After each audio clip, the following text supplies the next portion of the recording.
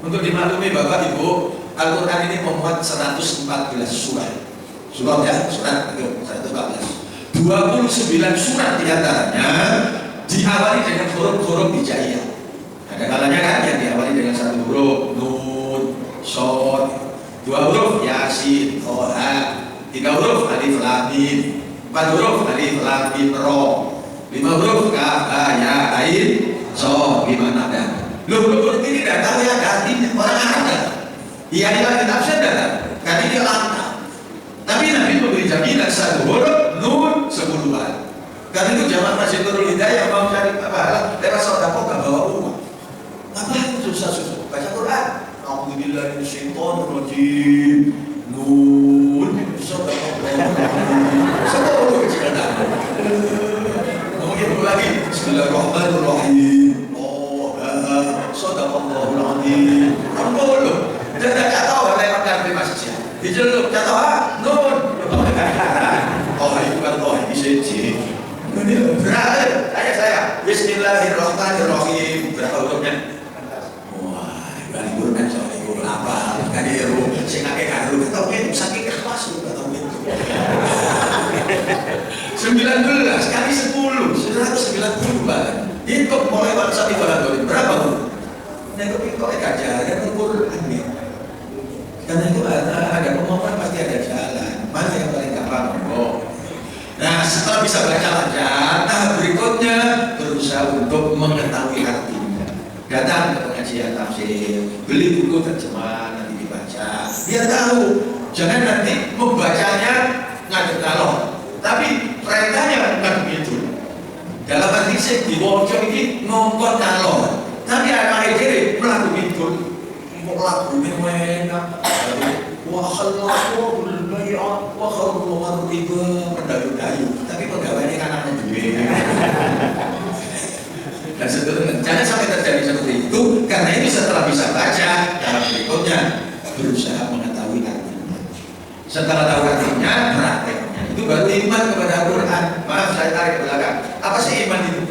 Kata Nabi, iman itu membenarkan sesuatu dalam hati, mengucapkannya melalui lisan, melaksanakan dalam praktek perbuatan. Hati mengatakan Allah itu Tuhan saya, lisannya harus bicara asyhadu an la ilaha illallah. Prakteknya nurut perintah Gusti Allah, amar ma'ruf nahi munkar, diperintah Allah jalan, sholat, puasa, zakat, dilarang oleh Allah ini. Itu baru iman. Iman kepada Nabi Muhammad artinya diakui Rasulullah. Lesannya baca wa asyhadu anna Muhammadar Rasulullah. Prakteknya sunnah Nabi dijalankan. Iman kepada Quran ini firman Allah, hati yakin. Lesan harus baca bismillah sampai sadaqallahu alazim. Prakteknya apa hasil Al-Quran dilangsungkan. Maka Nabi hadirin tidak hanya membaca, tidak hanya mengajar, beliau praktekkan. Karena begitu banyaknya Al-Quran dipraktekkan Nabi, maka Allah menunjuk ini contoh teladan yang baik. Uswatun hasanah. Kita lalu diperintah mencontoh pribadi Nabi, budi pekerti Nabi, akhlak Nabi. Begitu wafat, Bu Aisyah ditanya, istri muda beliau yang paling banyak yang paling lama mendampingi Nabi.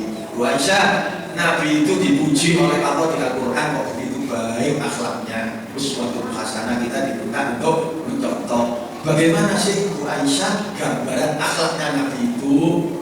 Beliau hanya jawab singkat, kana khuluquhul Quran. Akhlaknya Nabi ya Quran itu. Oleh karena itu kalau kita ingin meniru akhlak pribadi Nabi, kehidupan Nabi, harus tahu Al-Quran. Nah, Ramadan ini untuk kesekian kalinya kita diingatkan ke Al-Quran, maka ada kemauan lah, ada tekad untuk dekat terus dengan Al-Quran.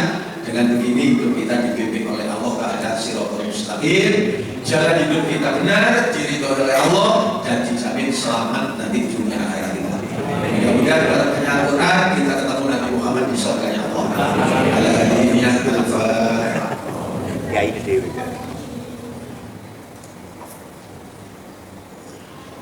Hadirin, hanya ini yang dapat saya sampaikan pada kesempatan kita ini. Lebih kurangnya mohon maaf dan terima kasih. Wassalamualaikum warahmatullahi wabarakatuh. Waalaikumsalam. صلوا سنة التراويح ركعتين جميعا